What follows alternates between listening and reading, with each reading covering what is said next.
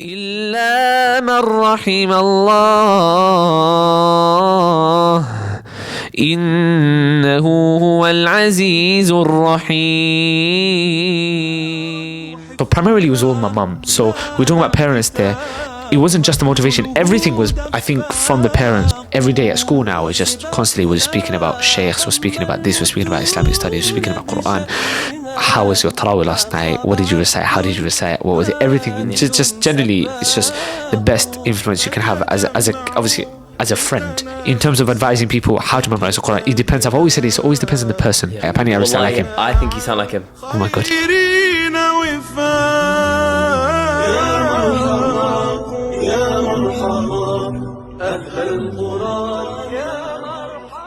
Assalamu alaikum wa rahmatullahi wa barakatuh. Welcome to episode 10 here on the Hifdh Dates podcast. On one of the final days, potentially one of the final nights of Ramadan, alhamdulillah, it's the 29th night tonight, 28th day of Ramadan. So inshallah ta'ala, we're joining with a very special guest, someone who I haven't actually known for that long, subhanAllah, but it feels like I've known him for long. I know many of his friends, alhamdulillah, and many of his companions who are also hufadh, alhamdulillah. We've had them on the podcast as well, mashallah. But inshallah ta'ala, we're going to get a new insight into a new Qur'an journey here from our beloved Shaykh, coach, football coach Ihsan. Assalamu alaikum. Assalamu wa rahmatullahi wa barakatuh. Inshallah, we're going to get an insight into your journey with the Qur'an. Sure. I'm not familiar myself with how your journey went, but mashallah, obviously I know, alhamdulillah, you're hafidh, you got an ijazah from one of our local mashayikh, Shaykh Ashiq al-Rahman, mashallah. So inshallah ta'ala, we want to delve into that. And once again, just wanted to say Jazakumullah khair for accepting the invite. No problem. It's a pleasure to be here. It's an honor to be here. It's an honor to be here, honestly. Jazakumullah khair. I mean, obviously, it's coming up to the last day of Ramadan. Yeah. And now it's like the final one for Tarawih. The final one, yeah. It doesn't feel like it, but yeah, subhanallah. It went quick. It's gone so quick. Yeah. Have you prepared for Tarawih tonight? Or? I don't even know myself, inshallah. I don't even know myself. Alhamdulillah. It's the last Juzz, right? Last Juzz, yeah. So you should be good. It's going to be a great night tonight, inshallah. Man. It's quite an emotional one as well. Emotional one, yeah. Concluding the Qur'an, man. Concluding, yeah. I just hope that tomorrow is another Tarawih day because yeah. You don't want Ramadan to end. You don't want it to end. So yeah, but yeah, alhamdulillah, we got through it. That's the main thing. At least we were able to live another Ramadan. And hopefully we can live the next one. Yeah, it's so true. Now it's the element of almost acceptance. Exactly. Allah, accept the action that we've done, all the siyam and accept that from us, inshallah. I mean, for those who aren't obviously familiar with your journey, with who are your age, what you're doing at the moment currently, inshallah ta'ala, can you give us like an insight into your... Yeah, sure. So obviously, I'm still a college student, first year, year 12. I'm 17. I go to like a local school, Stepney Green School, study sport. BTEC sport, simply because I'm a professional football coach. For those that don't know, because a lot of people don't, I'm a professional football coach, so that's something that I want to do as a career wise. And then on the side, obviously I do my qira'at with, obviously, as you said, Shaykh Ashiq al-Rahman. I finished my hifdh in 2019. Yeah, so not so long ago. That's quite, it's quite recent, yeah. And I got my Ijazah that same year. So I got I finished in about March. So March, around 25th of March, I think was the date. And I got my Ijazah in December, in the 19th, 2019. Wow. So yeah, my first Ijazah in Hifdh. So I did Sharba and Hifdh separately. So afterwards, yeah, nice, that's how we did it. So my first Ijazah I got in the same year. So alhamdulillah, that's like, that's just me, like in terms of I did it at quite a late stage of my life compared to other people who may have started quite younger, maybe finished younger. But yeah, that's just me. In a nutshell, basically. You're 17? 17, yeah. Mashallah. Still very young, so that means you memorize the Qur'an at 15 then? 15, yeah. I hadn't turned 16 yet. Okay, mashallah. And then when you got the Ijazah, you were 16? Yep. I'm assuming. No, I was just about to turn... No, I turned 16, yes. I was 16, yes. I was 16. Yeah, that's, it's funny. Because even me, if I was to describe my Qur'an journey and stuff, sometimes like, you haven't really thought about like this, how old I was. Exactly, yeah. This and that. Do you know, I've never thought about that before. Like, because when you finish the Qur'an, you don't think about your age. You just think about, okay, yeah, khalas, I finished it. But you don't think about, okay, wow. You don't sit down and think, you know what, I finished it at this age compared to people who might finish it at a younger age or an older age even. And it's the first time thinking about it, actually. Like, alhamdulillah, the journey. Yeah, alhamdulillah, the journey. Yeah, I've never thought about it, but yeah. Yeah. Nothing about it's great. Even like if I was to describe my Qur'an journey, I'd have to like get a pen and paper out and start writing down. Exactly, It's of like, course. When did I memorize this? When did I memorize Exactly. this? It's so funny, yeah. So I'm telling you, I promise you. So when I've always been like a free flowing kind of guy. Yeah. My whole life. I've never okay, forget khutbahs, speeches, talks, everything. I've always never written a script. It's always been from my head. When you sent me this questions yesterday, wallahi, first time ever, I'm writing stuff down like it's a paragraph, and I was just like, wow. But that's, alhamdulillah. Yeah, it's funny because one thing I actually regret, and I think everyone can relate with this, like where you go on this thing, you're like, you know what, I'm gonna write things down in a diary. Yeah. And then, but the thing is, I've got at home, I've got like 2 separate diaries, and like they were brand new when I bought them or when I was given them. And the first 5 pages are full up of like dates stuff, and then after that it's just empty. Exactly. And one thing I wish is that I recorded my progress. One thing I like, okay, I finished memorising Surah Al-A'raf. What date was it when I memorised? Exactly. Do you have that? Or? Do you know what I used to do? We're speaking about this after as well, but do you know when I used to memorise and I used to do, say I memorised like a page, I would put the date down that I memorised. Instead of like, I'll put the date like in the corner so that I know that I memorised on this date. Oh, that's so cool. So literally my Qur'an is full of dates. No way. Yeah, it's just in the corner full of dates. So I remember I was looking at it the other day. I think I was revising my I think it was just 17. I looked at it. Every single page has a date, apart from maybe 2, because probably I did 2 pages that day maybe. But every single page has a date. And I was just thinking to myself, wow, this is how I did it. Because obviously I finished 2 years ago. I haven't gone back to the routine that I had, because obviously now it's different. When you memorize this, you have a certain routine, and obviously we'll speak about it. And when you revise and do qiraat, it's a different routine now. So the routine that I had before, obviously when I looked at the dates now, it's just bringing back everything, memories, everything. And it's good to look at the dates. You're like, yes, I memorized it on this day. It's so amazing. Exactly, yeah. I've got a few dates in my mushaf.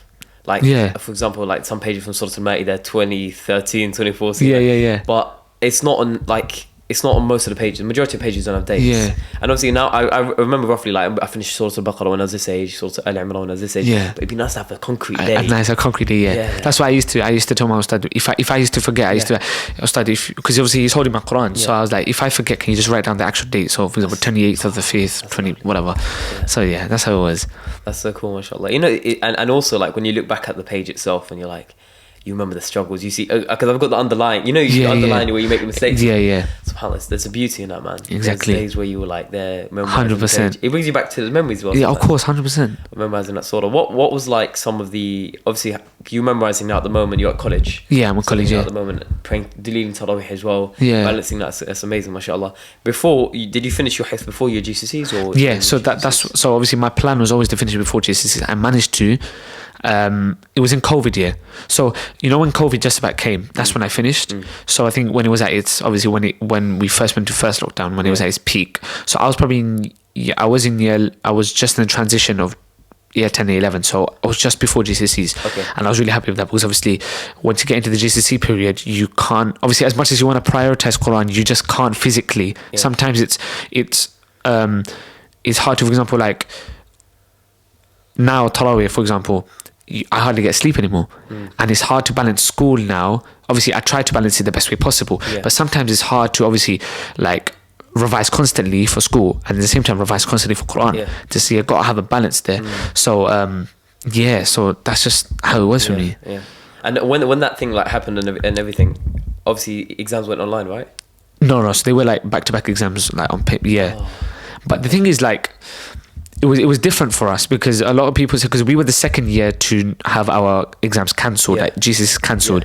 But the thing that obviously differentiated or distinguished from the first year and the second year was that the first year did not see exams, and it was more whatever the teacher thought of them, and which is why they had more time. They were able to relax. With us, it was we had to provide evidence to the boards why we deserved the grade, and because of that we had to take exams and all that stuff. So to do that and then to like try and get your Qur'an to like a good level, it takes quite a bit. So Of course. So yeah, alhamdulillah. I can't complain. I never complain. I always thank Allah, alhamdulillah, because everything happens for a reason. Of course. So yeah, that's all I can do. I think it was one of the statements of the Salaf, if I'm not incorrect, which is if you planned your life, if you said, right, this is my plan from my birth till my death of where my life should go, and you looked at the plan Allah subhanahu wa ta'ala had for you, you would choose Allah subhanahu wa ta'ala's plan over your own plan. 100%. Because sometimes it's tough, but you don't know where the dots connect. And you've got to trust in Allah subhanahu wa ta'ala. That they work. Of course. Yeah, subhanAllah. So even like that time when you're doing your GCSEs and you weren't able to balance it taught you things, right? It taught me a lot of things, yeah. Because obviously now it's easy to like look at it and say, okay, I can balance it here and there. But obviously sometimes when you're in the moment, pressure does get to you, and then you just start. Some people might make rash decisions. Some people might just, go with the flow. It depends on you as a person and how you're built and how your characteristics are, how your principles are, and everything. And obviously, with me, it was a certain way that I used to do things. Yeah. What caused the initial spark for you to like begin your hifdh journey? I think it was. It's okay. I've been asked this quite a couple of times. I think what it was is the fact that I had people around me doing it. Which made me want to do it. I think that's what caused the spark in me, because I would, for example, with me, it's like it's not just with Quran, but it's with everything. I would see people do stuff and I would want to do it. But obviously not everything. Like if it's something that really gets to me, I would love to do it. That's what sparks me to do it. For example, obviously one of the questions was speaking about Islam, but obviously there's people that I was exposed to when I was younger that like, if I wasn't exposed around them, if I hadn't had them around me, I don't think I would have, maybe I might have done hifdh, but I probably wouldn't have finished by now. That's how it works, because with me, like, because I had people around, they were doing it. I even had my older cousin, right? I think he's your age, he's uni age. He finished in year 9, and obviously when I decided I wanted to start, which was like around year 7 age. Oh wow, so it's still pretty late. Yeah, it's still to be fair, when I asked like when did I start as well, I might as well say this. It's like, okay, fine, I did like Juzz when I was 5, 6, 7 years old, and I was doing 29 a little bit, and I was doing like here and there Yasin and Ar-Rahman and all this stuff. But when I really wanted to start was year 7. That's when I really wanted to start and got it. That's because that's when I see myself starting. I don't really count Juzz and that, because that's more like your parents are bringing you just to recite the Qur'an. For me, the hifdh journey started in year 7. That's when I was like, you know what, I'm gonna go to this, I'm gonna recite this every single day. I had a timetable, everything. But going back to what I was saying before, it's like, sorry, I couldn't remember what I was going to say. Yeah. So because I had him and I saw him every day, and by the way, when I was in year 7 and I started 29, he was on like, I think it was Surah Ad-Dukhan. So he'd already completed half. And I was just like, I used to see him, I used to go to the house every day, and I used to see him reciting in the kitchen after school and everything. And it just made me want to do it. And then the second thing is, which people find it a bit shocked about, is I had pestering from my mum. You see that pestering, it gets to you annoyingly when you're that age, but looking at it in hindsight now, it's amazing. If I didn't have that, it wouldn't have made me want to do it, because I feel like at some point, I obviously when my mum was doing it to me, she kind of pissed me, read, do this, do that. Have you done reading? Obviously, it was annoying at some point. It was like, okay, yeah, I'm gonna do it. Do I want to do it? But then I think after I realized that she's probably saying it for a reason. She's not saying it because she wants to for the camera. She's not doing it for entertainment. She's doing it because she loves me, and she's doing it because she wants me to do it because it's important. It's something special to have, and she clearly saw something in me when I was young, and she thought I had the potential to do it, and she had every right to do that. That's her job, and I think that's what caused a spark in me to do it, because I feel like at some point I was like, maybe she's pressing me for a reason. Maybe it's something important. Maybe it's something.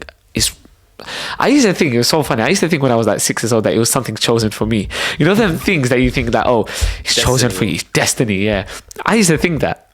Destiny to be a hafidh. I used to think that when I was young, and it just drove me to do it, and obviously from there the rest is history. So see, that's what we're touching upon, and that's what's naturally being brought out of these episodes, which is what you mentioned, the parents, the mother. Of course. You know how many people have reached out, subhanallah, like over the last few weeks, and have said, whether they've been parents or whether they've been people of the age who are getting ready to get married, it's them themselves saying, subhanallah, this has made me realise the importance of the role of the parents. Yeah. Because they can, like hufadh are made by the parents, a lot of them. Of course. Or made by, like you said, maybe it's not the parents, but a role model. Their cousin, like their older cousin, people they see around them, a drive that they have. Ultimately, the drive comes from them, but with me, it was actually directly from my parents. Yeah, it wasn't even like motivation. It was legit, like obviously, because I was taught by my mum. Yeah, mashallah. For those that don't know, I was taught by my mum. So majority of the Qur'an. So I did hifdh. So when I was young, you see how young kids, you got to do what suits them. I always do this, by the way. I'm going to bring this always to for example, my coaching as well. I don't ever coach my kids or speak to them in a way where it doesn't suit them. I don't train them in a certain style when they don't suit them. I always play the way that I want to play, but also the play that suits them as well, because then everything correlates. And madrasa was not me. It just wasn't. I would go when I was young and I would leave after 2 weeks. It wasn't the fact that the teachers were bad or the kids were annoying. It was the atmosphere of reading in the same class and reading to an ustad every single day. It just didn't suit me as a person. That's just not how I flourished. So then my mum realised after one point, because I was doing that so many times. I would go to madrasa and I would just leave, and we were doing that for so long.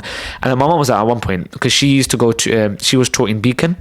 Beacon, so you know Sheikh Fahimul Anam. No, I'm not familiar. Okay, so basically there's an institute called Beacon, right? Okay. And a lot of people go there to study, primarily adults. Okay. And my mum, Qur'an basically, Qur'an. And so my mum done tajweed there and everything. So she was out to me one day, she was like, son, do you want to do it with me? And I said, that's not a bad idea. And I remember, I think we'd done a couple of days. And then from there, I did 22 juz with her. You done 22 juz with my mum, and my mum's not half of that. My mum's not like a top quality teacher compared to like the other sheikh that you will see. She's more like just a brilliant mum that just knows tajweed and just can test you, because she's more modern, by the way. She's quite young, so she's more modern, so she can understand and everything.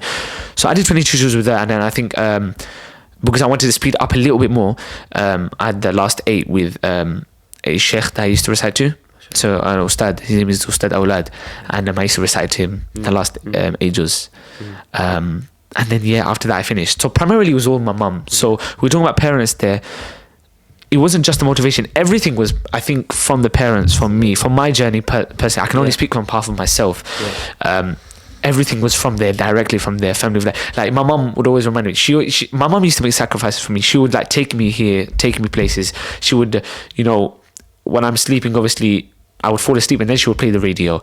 When in the kitchen, I would be coming off from school to my schoolwork. I would be helping her in the kitchen. She would just play on her phone, whether it's recitation or lectures or anything like that. And it would just get me. Even like lectures would get me want to recite the Qur'an. She would put on Yasir Khadi or Sulaiman or I don't know. That's an understanding of why you're doing it. Exactly. And then it would just be like, I would just leave the room and I would just go get my Qur'an and I just read. Do you understand? So they had a massive impact on me. And do you know what? You know you're blessed when you have parents like that. Obviously, everyone wishes they had parents like that, and everyone hopefully has parents like that. But when you have parents like this, like for example, personally me, you just know that you don't really ask for anything better. Do you understand? You just really don't, and that's why it's just so amazing. Like when I think about it, sometimes I get emotional about it. It's emotional. It's really emotional. It's emotional. SubhanAllah. It's you can't pay them back in this world, wallah. You can't. You really can't. And honestly, it's just. And there's a beauty in the fact that why did Allah subhanahu wa ta'ala say not only the hafidh gets the crown and the clothing, it's the mother and the father as well. Of course. Like they just. That's amazing. Yeah. For those who are listening in, and for the, it's you are essentially. A lot of the time, most of the time, the reason behind your child becoming a hafidh, your child loving the Qur'an. Exactly. Because you upbring them, isn't it? Yeah. So, yeah. We can only make the dua, Rabbi rahimhuma kama rabbayani saghira, Allah have mercy on them like these, have mercy on us. Ameen. And even me, for my personal journey, my mother was like the main. Yeah. Because I remember when I was young, I was on like the early verses of Surah An-Nisa. And I think I was 10 or something, or 11. And I was just like, I remember clearly my mum sitting on the sofa and me sort of like lying on the floor saying, I can't do this anymore, I'm tapping out. Yeah, I used to do that as well. And then my mum was like, you can do it, Dawah, you can do it, da-da-da-da-da. And it's just like, they would like, and you forget. And we forget. We don't even remember all of the instances. Exactly. That's a beauty. And at the same time, that's why we can't repay them, because we don't remember every single instance to repay them for. 100%, yeah. SubhanAllah.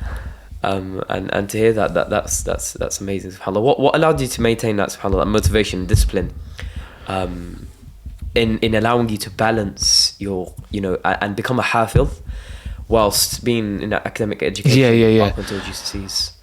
I think obviously like having I've always said it's not just about school, it's also about school as well. It's obviously having a timetable. And what my mum, obviously going back to parents, one advice that she used to give me, right, was build your timetable or your day around the Qur'an. Once you build it around that, you find it's so easy to do everything else. Like, for example, typically I'll be in secondary school and I would have school. My mum would always tell me, your mind's, and every mum would tell you this, by the way, your mind's freshest in the morning. Everyone tells you that. After Fajr time, you read. So what my mum used to do is she used to never let me go sleep after Fajr. Sometimes she would just be like, listen, you need to read. Or if I wasn't able to because I was really tired, what she would do, she would make me wake up early before school and read. So my school's at 5 minutes away. Generally people would just wake up 15 minutes before and leave, put their school clothes or whatever. I would wake up like an hour and a half before just to learn what I'm going to read that day. Read it. If I can't memorize everything, just read it at least over a couple of times, or just do normal muraja or whatever I'm doing. And because I had that done, it was so easy to go to school and just kind of balance that out. Like even like sometimes that when I was in the chunk of it, like kind of the middle of my Qur'an when I was memorizing, I used to memorize in the morning and then I used to read it in my head as I'm walking in school. Like I'll be walking in the playground at break time and it will just be in my head. I'm just playing it over in my head what I memorized in the morning. And then I'll go to lesson, have my lesson, and I would just be like, and then I'm walking home, I'm just like, did I remember what I read? And then I'll check, and then I did. And whatever I forgot, maybe I'll go home and just quickly do that. And then once I've done that, when I went home, it was so easy to just balance everything else. I was able to study, I was able to do, because I built my day around the Qur'an, because I didn't forget it. There was times when I was younger a little bit, when I was in year 7 and year 8 and maybe a little bit of year 9 and definitely younger, when I used to not build it around my Qur'an, like around my day. I would like focus on other things first, and then I would end up having a day when I didn't even recite, or I would recite but I didn't really do my target, or I didn't memorize today. That happened a lot of times. I'm not gonna lie, it did happen to me, and that's simply because I didn't build my day around the Qur'an.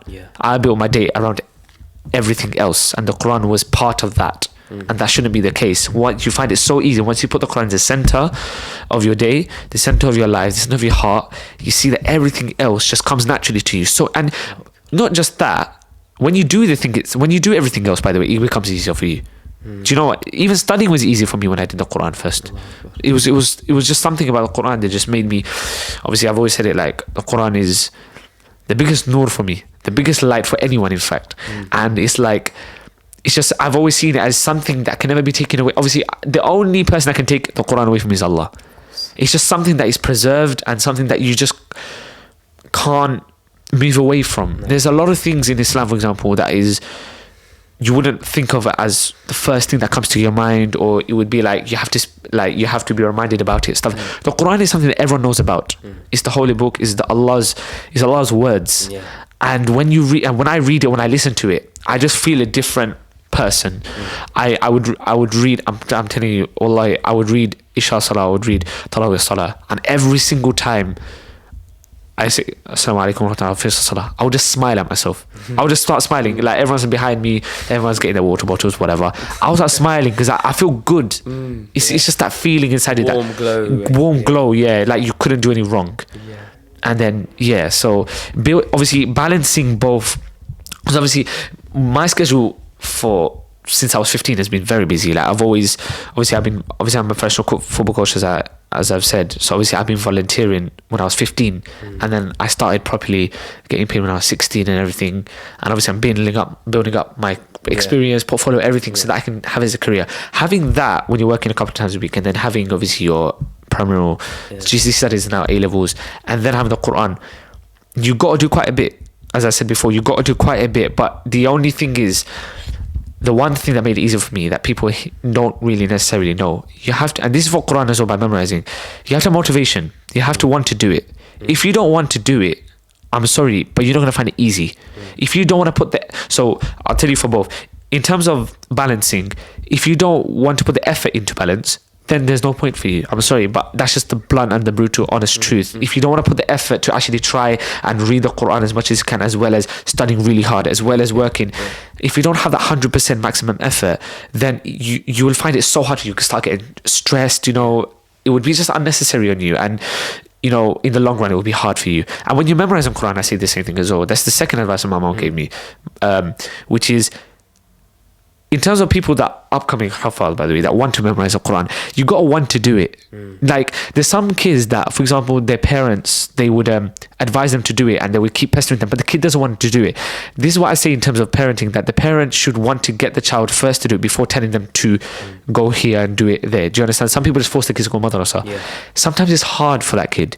You just got to want to do it. Primarily, if you want to finish the hifdh, whether you got 16 juzz left, whether you got a lot of juzz left, whether you got only a couple of juzz left, you have to have 100%. You can't even have 99%. I've realized that you can't have 99%, because what will happen is you will have a target of reading like 5 lines or 1 page a day, memorizing, and if you don't have the 100% will to do it, you'll end up not doing that page. And that's just the blunt truth. You want, and I've experienced, I can only say because I've experienced, there was days when I didn't put the effort in, I just couldn't be bothered, and then instead of a page I did like 3 lines.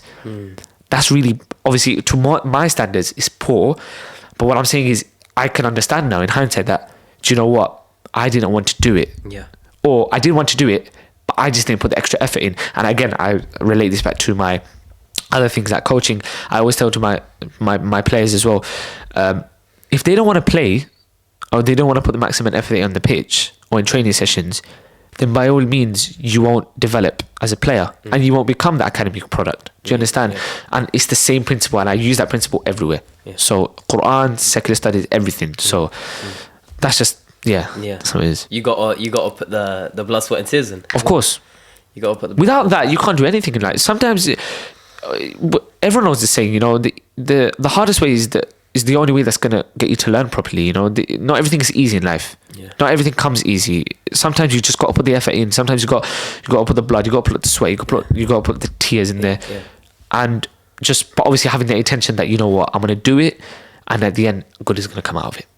That's the best thing to do. If you like, for example, balancing everything, if you have that intention of, you know what, it's gonna be really hard for me, but I know that it's for the best for me, and I know that I'm doing it for Allah, then it becomes so easy for you, because Allah makes it easy for you. Because Allah can do anything. Of course, He's Rahim. He can do anything. Do you understand? So, that's how I balance everything. That's the principles I go by. That's beautiful, subhanAllah. When you were memorising the Qur'an, when you were on that journey, what kind of techniques were you using to memorise? Obviously, everyone kind of, maybe some people go through different techniques and methods, but some people stick to one. What was... So I used to have like a 3-step method every day. 3-step? Like, as in, like, I used to have like... So in terms of... so what I used to do is, I'll say it in a broad way. What I used to do is, I used to memorize the Quran, I used to memorize the target I had that day. So generally my standards was 1 page, but there was juzzes, by the way, where I would smash it out. Like those, I think towards my last 15 juzz, I used to do 2 pages a day, and there was just like just 16 and 17 and 18, which I'd done in 2 days each. So 16 I'd done it because it was quite easy for me, because Surah Maryam is quite... Kahf is the last bit. Surah Maryam, Surah Taha was quite easy for me. Surah Anbiya was beautiful for me. Surah Mu'minun, Surah Furqan, Surah Hajj, these surahs, it just came naturally. So I finished them in like 2 to 3 days. I would do like 10 pages a day, but my standard was like 1 page. So what I used to do is I used to memorize that page, then I used to do something called previous.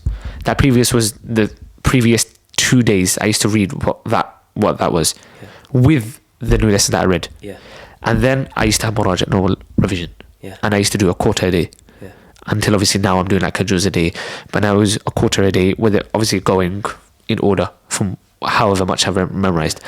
Now, in terms of looking at it individually, when I used to memorize, the best technique I used to do is, okay, so this is funny because I've said this before as well, and people have laughed at this. First of all, you know, with me, I don't want to say special, but I was quite different. When I used to, there was pages when I would just read it 5 times and it would just magically appear in my head.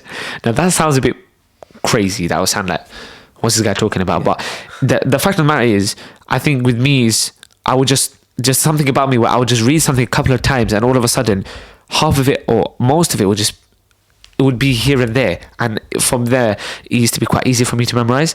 But generally, standardly, what I used to do is I used to break it up ayahs. I feel like that was just easier for me as a person. Obviously, in terms of advising people how to memorize the Quran, it depends. I've always said it always depends on the person. But I used to break up the ayah. So I used to go like a couple of words, and I used to say a couple of times, and then I used to say the next bit of the ayah, and then I used to do it like that. And then there was pages, for example, that I knew kind of, or that I find very easy, where I would just read the whole page like 5 or 6 times to 10 times, and they would just be there in my head. And then after that, whatever I got in my head already, and then I just had to brush up on the stuff that I didn't know. So that's just my technique of memorizing, which is basically breaking up the ayah. Because when you break up the ayah, you see it goes in steps. You know, when you just like, sometimes when you're just reading the page over and over again, some people find it a bit boring, some people find it a bit exhausting sometimes. Do you understand? I think the word exhaust is the right word, because it's like you're reading it a couple of times and sometimes not in your head. It's just like, okay, how many times more am I going to read this? So with me, I used to do that, and it didn't suit me. So what I used to do is break it down. I used to break it down in different bits, and then when the whole ayah was finished, I used to say that a couple of times, and I used to say that over and over again. Once I'd done that, I moved on to the next ayah, and I used to do that every single time. And the thing is, a lot of people say this is slow, but then you got to think about the time you put into it. Because I used to put in 1 hour and a half a day. That's the difference. A lot of people think, oh yeah, that's a good technique to use, but really and truly, you only put in half an hour a day. When you need to put in the time. So I'd said effort. Another advice my mom gave me was time. You need to give time. Yes. If you don't give time towards the Qur'an, again, there's no point having aspirations of memorize of becoming Hafidh, because the real and truth honest, I don't think personally I've ever met a single Hafidh or a Qari or a Shaykh that didn't put time in the Qur'an that is a Hafidh right now. Yeah. I've never met someone. You just got to put in the time. It's just natural. And you know, I've always said it, like, the time is precious as well. So for me to put in 1 hour and a half, even sometimes even more, it was sufficient enough for me. I would do a page, I would do 2 pages, whatever, a page and a half, however much I could do. And some people on the other hand would just do half an hour and find it hard, when really and truly the advice I'll give you guys is that you have to put the time and effort in. Yes. That's just the main thing. And yeah, that's how I used to memorize, and that was a 3-step method that I used to use, and I used to do that every single day. And obviously it helped so much in terms of my revision, because obviously when I finished, obviously I was getting ijazah afterwards. My hifdh was a lot more solid than when I was memorizing, because I feel like if I didn't have that previous and I didn't have that normal revision of a quarter a day, I wouldn't be able to. And I feel like if I even gave less than a quarter a day, I wouldn't be able to have the hifdh that I have right now. So yeah, that's just like my technique of doing it. To be fair, it's hard to think of techniques to doing it. Like with me, it was quite different. Like sometimes I would just read it would just appear in my head. Sometimes I would break it up because I found it hard. It just depends on you as a person, really. Yeah. So that's just how I used to do it. Yeah. What was your previous? What did your previous involve? Like? In previous, so for example, I would memorize a page today. Yeah. And I would memorize a page yesterday. Okay. The next day I would read those 2 pages, so the one that I did yesterday and the day before, with the new lesson that I learned today. Okay. And then the next day I would do yesterday's one and the day before's one and the day before's one. And then once it comes to 5 pages, I'll stop there and then I'll start again, recycle. That's how I used to do it. That's nice. And then you'll see a quarter with the extra quarter of revision, normal revision. Do you understand? And it just helps so much. Yeah, that's good, because a lot of people ask the question, how do I balance new hifdh with like recently memorize? It's very common. That's how I think that was the best thing to do. I think that's the best thing to do, because then you won't forget what you learned yesterday as well. Some people, they will memorize it and then they'll go to madrasa and then the ustad will tick it off and they think, yeah, that's it, done. Yeah. They wouldn't revisit it, then they have to revise the Juzz again when they finish the Juzz. But really and truly, it's not going to be good for you in the long run. Yes. Some people get away with it. Some people get away with it in the short run, but in the long run, when you're trying to get yourself into a new level of Qari and all that stuff, that's when Ijazah and Tarawih and all that stuff, and even just having goals of just perfecting your Qur'an, like revision, solidity, where you can just read khatmas without making mistakes with stuff like that. You're going to need that. So After you finish memorization, on that topic of revision, how did you go about strengthening your revision for example, your Ijazah and obviously leading Tarawih and stuff like that? Yeah, so I used to obviously then, because I'd finished, I was a lot more advanced in terms of the way I revised. So I stopped doing, obviously, when I finished my last 2 Juzz, I was kind of doing revision a day of half a Juzz a day. So I kind of moved on from a quarter. So now, obviously, since then to now, all I do is I do 1 Juzz a day. I feel like that's standard for any Hafidh or any Qari. You have to at least do 1 Juzz a day. If you don't do it, then it's fine, but it all depends on your goals. If you want to develop yourself into a top one, I will keep saying it, you do 1 Juzz a day, or even do more, in fact. But obviously it depends on your goals.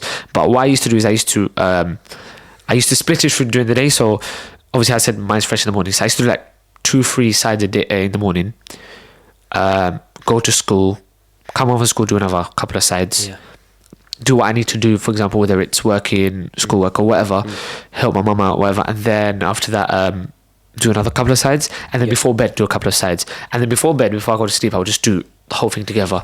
And that's just how I used to base my day on.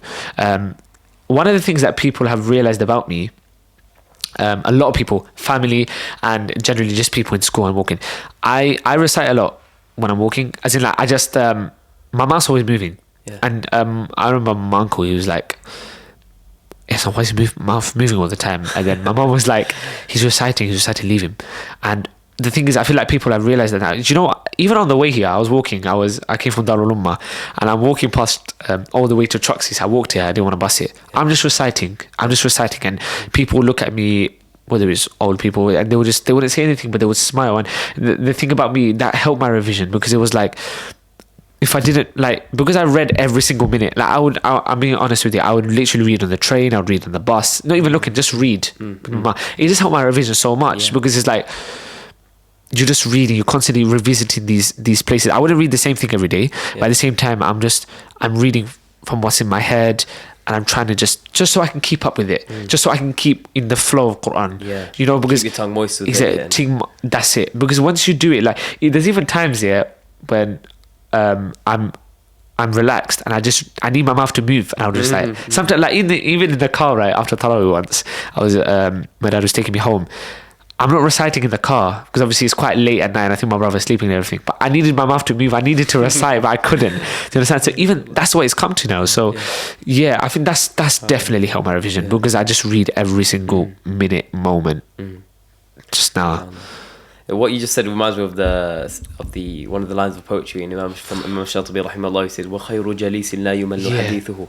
Qur'an's the best of companions. You never get bored of its speech. And it makes me think, how many nasheed we listen to, and then we love that nasheed. Of course. The first day we discover it. And by the end of the week, we're tired of it. But the Qur'an, you can recite Fatiha again and enjoy it. Enjoy it so much, honestly. As if you have recited it for the first time, subhanAllah. Get a different leather, get a different sweetness. It's like almost like tasting the Qur'an, enjoying it. That's what it is. It brings out a different you. Yeah. My mum always used to say, people, when they see this podcast, they'll see it in a different way, but my mom used to say that when I read the Qur'an, my face is brighter. It really is. I realised that when I'm not, sometimes when I'm stressed out or I'm doing schoolwork, it's like, I got a frown on my face or something. When I read the Qur'an, I'm in the mood for it. Like, I'm there, I'm reciting, and I would give everything. Like, I would like try and hit the high notes or whatever. I'll try and give all the tajweed, the haraka, everything. And my mom used to say, the nur on your face, it's not physical, by the way. You don't see it, but it's there. You can see it, but it's not like you don't all of a sudden turn white. Do you understand? But as honestly, it's just Qur'an. Internal, it's like it's an internal. Qur'an is it's an amazing thing. The Qur'an. Currently, like you mentioned, your revision before. How are you revising now with college? So obviously now it's obviously because I'm going to talk about before Ramadan, because obviously Ramadan, I stopped going lessons and everything. It changes because you're doing it every day, and you're not going to classes anymore because you're focused on Ramadan and you're focused on Tarawih. But I'll talk about before Ramadan anyway. But obviously because I'm getting Ijazah, I used to I only go to him once, Sheikh Ashik, once a week. So I read to him in the hour one Juzz. But sometimes it might not be one Juzz because of the hour, and sometimes obviously when you're reading, for example, in Riwayat Hamza or something, it takes a long time. You'll end up reading. Is that what you're currently doing? So I'm doing Qālūn right now. Oh wow! So I'm learning the usul for Qālūn. But Wallahi, that's Qālūn's hard. It is. It's hard, honestly. A lot of that. Honestly, I've seen it because I've got that app. It's a lot of that, and even then, it's like it's so much to learn in Qālūn. Like I've only just started the usul, and my first lesson with Sheikh, he was telling me the word ana has like 4, 5, 6 variations of the word. With Qālūn. Yeah, with Qālūn, and it's like, I've got to learn all of these, and then you end up, when you're reciting to him, when you're going to do the Juzz, hopefully inshallah in a couple of weeks, you end up not even reciting the whole Juzz, you end up like doing half a Juzz, because there's so much mutashabih, there's so much stuff. Like, even I'm telling you, like, obviously one of my friends, Qari Yunus, when he recites, obviously his lesson is before me, so when I come in, I always catch him 10 minutes before he's finished, and he's reciting Hamza, and he ends up, and he does like 5 sides a week now, or a half a Juzz, or not even a Juzz, because there's so much sectors and all that stuff. And I realized that obviously when you go to him, obviously when you do different riwayat, it's a different kind of thing. So that's what I'm doing. So generally standard, I would do 1 juz a week with him. So that's what I would prepare for. But I wouldn't base myself on that 1 juz because that's not enough. So I would do like 1 juz a day. Probably sometimes I would do like maybe a little bit less because sometimes it depends on my schedule as well. But generally standard is 1 juz a day, and I would split it throughout the day, like reading on the train.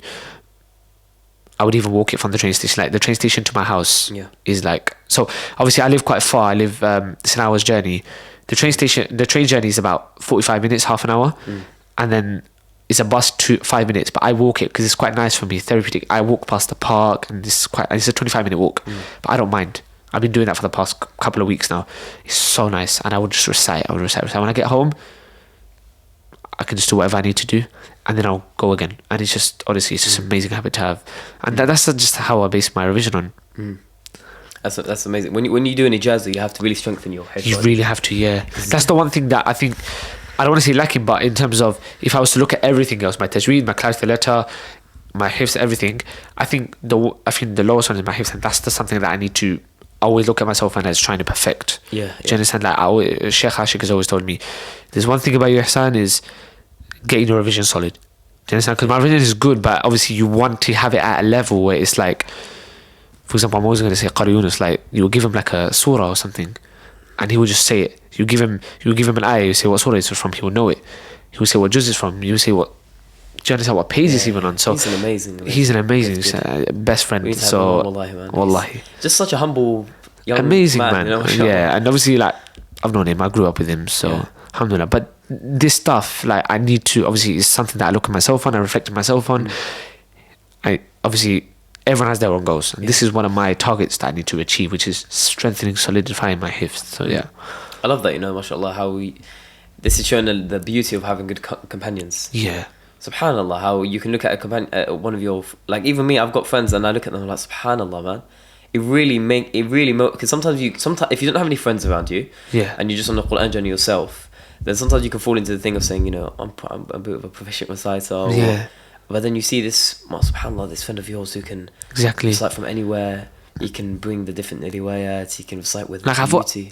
I've said it, like when I look at this is the one question that's always been asked to me. Always, I've never not been asked this question. What 3 things or a couple of things or the top things that have influenced you towards your Quran journey to finish Quran, to get in Ijazah? And I've always said it. It's not 3 things, it's 3 people. I've said at the start, it's my mum. That was actually the next question. Oh, sorry. Okay. No, that's fine, mashallah. My mum, obviously, I've said it at the beginning. My mum was a phenomenon. There's just something about her that's special, it's beautiful, and it's just, she's number 1. The other 2, I've said it, is Yunus and Sheikh Ashik. And I'll explain now, because I'll say Yunus, he is my best friend, but there's a reason for that. Is because I grew up with him. I've known him since at a young age, like 10 years old or something like that. And we didn't go to the same primary school, but we knew each other. Apparently, according to my dad, we're somehow distantly related, which is weird. Yeah, I grew up and I was always exposed with him. I was always exposed to the stuff he did, the way he used to recite. And wallahi, honestly, he's an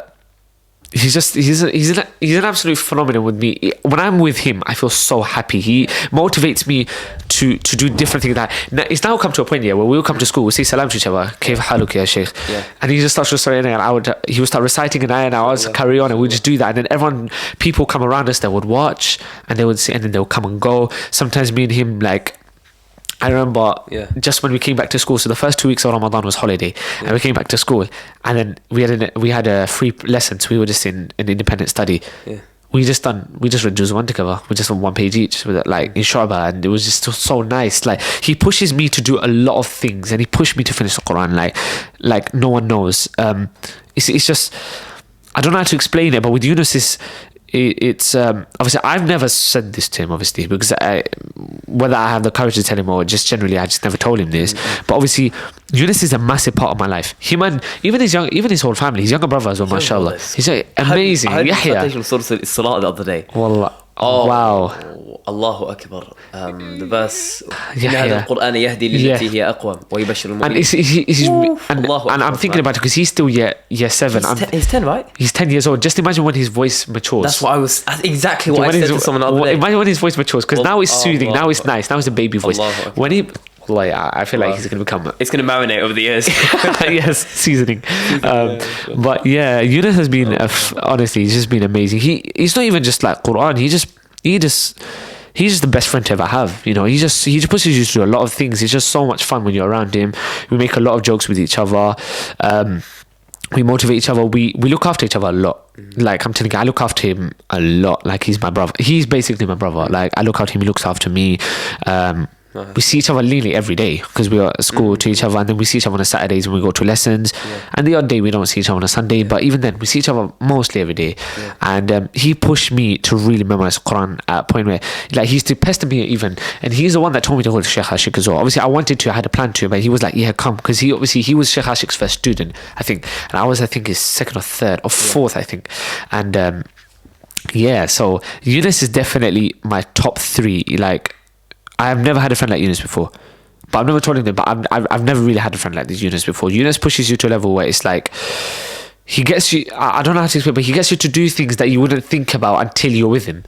Whether it's reciting the Qur'an, whether it's doing like we even like in the first lockdown, because we weren't seeing each other, we used to do on Zoom, and me and him used to read like a Juzz, what do you call it? A Juzz a week. We used to read like a page a day, and then after that we'd like socialize. We would speak to each other about anything. Every day at school now is just constantly we're just speaking about sheikhs, we're speaking about this, we're speaking about Islamic studies, we're speaking about Qur'an. How was your tarawih last night? What did you recite? How did you recite? What was it? Everything. Just generally, it's just the best influence you can have as a friend. And yeah, Yunus is amazing. And the third one I've saved till last because Sheikh Ashik, I've never ever, apart from leaving aside family and everything, in terms of a teacher, I've never ever loved someone else more than Sheikh Ashik. I'm not being biased because he's my teacher, but there's just something about him that I've always said it with the 3 people, by the way. If I didn't have my mum in my life, I wouldn't be where I am today. Physically and everywhere, mentally as well, but physically as well. If I didn't have Yunus in my life, I wouldn't be able to live life the way I live in terms of do the things I do. And if I didn't have Sheikh in my life, I've always said I'd never be able to have I would never be a hafidh. I would never be able to recite the way I recite. I would never be able to do the things I do in terms of putting on Instagram and stuff, leading in masjids, if I didn't have him in my life. I promise you, honestly, I'm so blessed to have him in my life. And he obviously my mum and Yunus all got like special places in me, but Sheikh Ashik has an amazing place in my heart because he, on a personal level, changed the way I look at Islam, the way I look at Qur'an, the way I read Qur'an. Because I used to, for example, read through my nose when I was with my mum. I used to, like, my makhraj wasn't there, my clarity wasn't there, my tajweed wasn't there. When I went to him, wallahi, the first month I wanted to quit, not because it was bad, but because he was so strict with me and so stern with me. I couldn't get past Juzz 2 or Juzz 1, and they're the easiest Juzz for me now. But I couldn't get past that because either my muraja wasn't good, or either my tajweed wasn't good, or either I was mispronouncing it properly, or either my clarity, the letter wasn't good. I was saying the dad, for example, the makhraj of a dad is very hard to pronounce. And I remember one of the ayat I was just saying, Luqman. Luqman. It's so hard to do that, and he stopped me like God knows how many times. So it's like, honestly, like I stopped that. Honestly, like in terms of my tilawa, he shaped, and even the way I recite now. A lot of people say, I'm gonna have to say this because I've been getting too many Instagram messages and too many people telling me apparently I'm his junior in terms of the way I recite. Apparently I recite like him. I think you sound like him. Oh my god. I think you sound like it. You know, I heard you. Where were you reciting? You were reciting on one of the Wednesday classes. You just got your Ijazah in Hifdh Dates. Yeah. And I heard you reciting. And I said, you sound like him, man. Do I actually? Like I don't see it, but I don't see it. But everyone, I've been this guy on Instagram. You sound like a younger version of him. Yeah. It's mad, honestly. Of his, because he's got different melodies. Of course. Of his standard recitation. His standard recitation, Yeah, everyone you says sound that. like he's It's younger. like, everyone says, oh, this is Sheikh Ashik Jr. And I'm like, Yeah. I don't sound, I tried to say that I don't sound like, but I'm starting to think that maybe I do. But that's how much influence it's had on me. And Your teacher's doing it because Giovanni teaches a lot and you hear them recite a lot. exactly. And I've been around him a lot of times. I've gone to so many ISOC events with him. I've been to so many events. He's taken Yeah, us I've with seen him. that one, something. You And were saying that Queen Mary exactly, Goldsmith. Queen Mary Goldsmith. And the one thing I love about him, by the way, just to make the point, because we're speaking about it, he's very good at trying to develop young people. Like, he's not about status himself. He's not about traveling from country to country and be like, yeah, I recite here, putting it on his Instagram saying, oh, I led in this masjid. He is more about getting Yunus with me to an event, getting me to an event, getting Abraham to an event, getting his students to an event, because he wants to develop, he wants us to be better than him. And I love that kind of side to him, because I see that in coaching as well. Like, for me, I want to get my kids to a level where they're amazing players. Yeah, do you understand? yeah. For me, it's not about me as a coach. I've always said it in when I say it to people, interviews and all that stuff. I don't care about me whether I win or lose or get trophies or whatever. It's always about developing the players. He wants to develop us. It's almost like an academy kind of thing. He wants to get the young people up there. That's what I love about him, and he's done that to me for sure. He's done that so many times. And honestly, Sheikh Ashik, like, he's just the best. Honestly, he's just, wallahi, I'm telling you, I get emotional when I speak about him sometimes. Honestly, every single time I see him I've been going to Qiyam al-Layl, obviously in Darul Ummah, when I can, even at sort of nights. When I see him, I can't stop smiling. I've never had that with anyone before. Obviously, apart from my mum, but obviously my mum's different because she's my biological mum. But if I'm talking about anyone else, I can't stop smiling when I see him. There's no one else that I look at and I smile, but I can't stop. I see him and I just think, oh, what a guy he is. And he just motivated me to become even better. That I didn't expect to be where I am today. I didn't expect to even be here. For example, I wouldn't be here in this podcast if it wasn't for him, because I wouldn't have this, not the status, but I wouldn't have the levels that I am at right now without him. Do you understand? Because my mum got me to get the basics done. Yunus got me to have the motivation done, but he got me to actually do it itself. That was the thrust of it. And honestly, I cry even sometimes when I think about it. Like, even the other day in Ramadan, I sent him a really long message, because I think it was, can't remember what day it was, but it was during the first couple of days, and I sent him a message and I was like telling him that you are an amazing teacher and all this stuff, and thank you so much for everything you're doing, because obviously it's Ramadan, and I think he posted something on his story and just reminded me to tell him, and I was like, I never told you this before, and he sent me the most beautiful voice note back. But I think after that I just realized that, you know, there's teachers that you will have, that you will love, but it's like, how do you explain it? You will love them, but at the same time, it's like, it's not here and go, but you're okay with. Like, if you were to move on, it's okay. Like, okay, I had this ustad and that's it.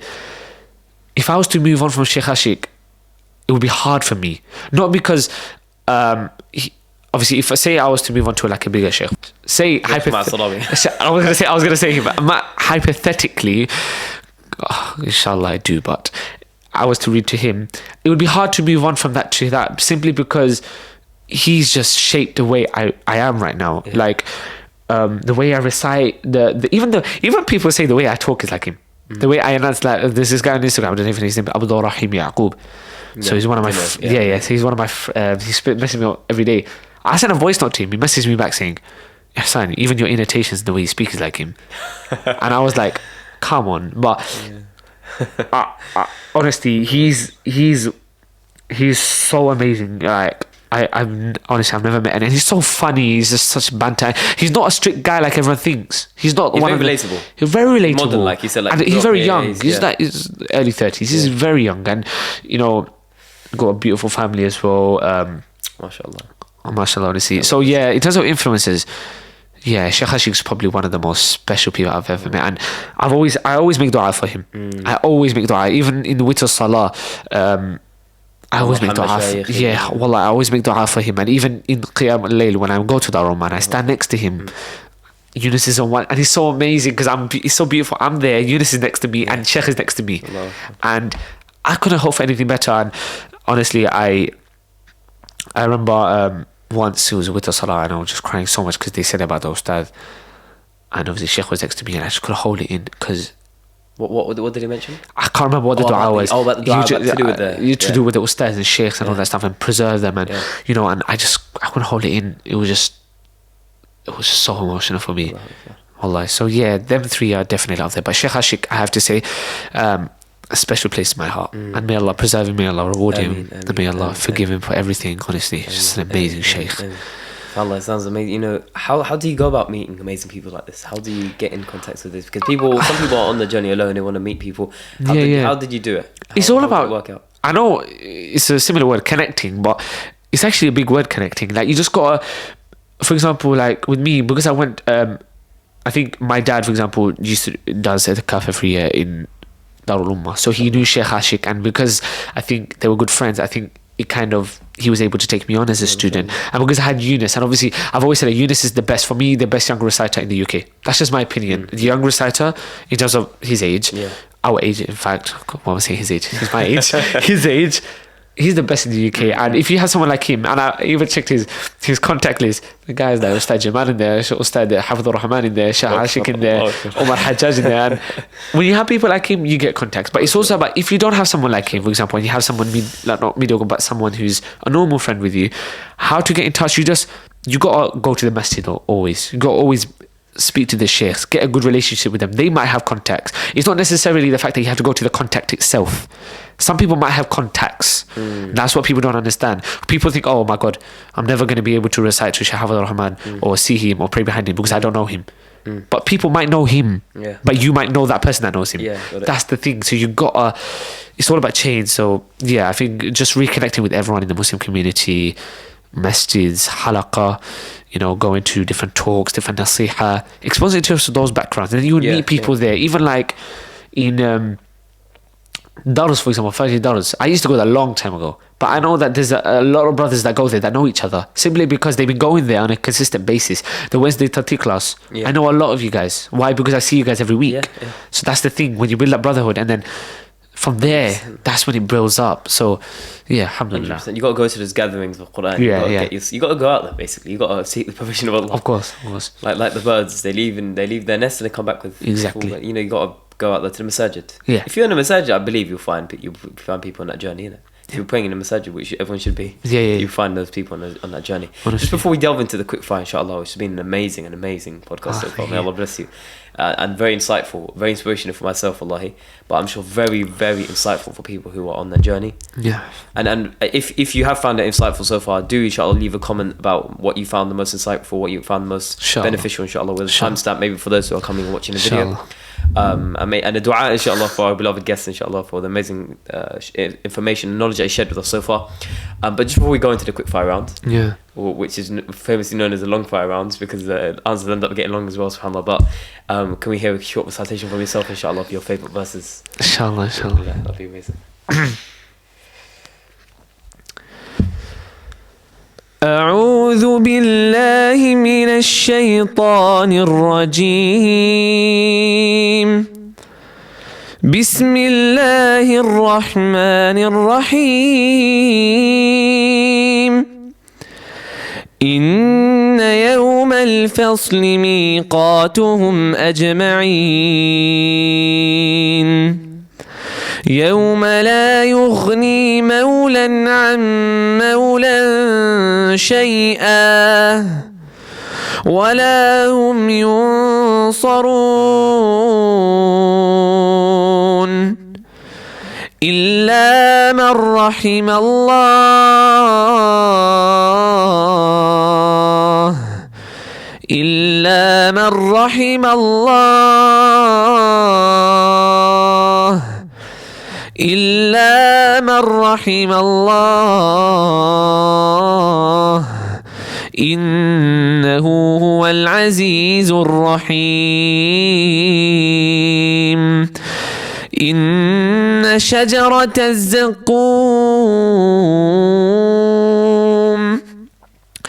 طعام الأثيم كالمهل يغلي في البطون كغلي الحميم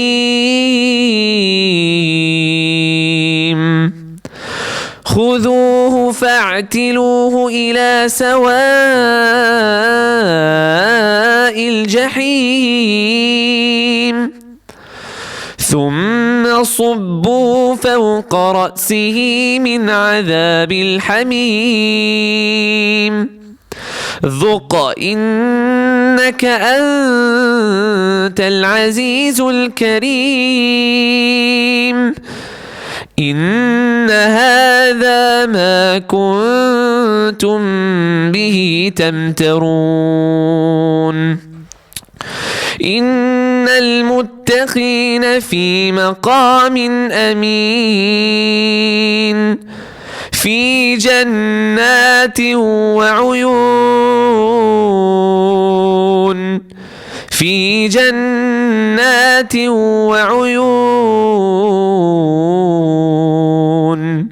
يلبسون من سندس واستبرق متقابلين كذلك وزوجناهم بحور عين يدعون فيها بكل فاكهة آمنين لا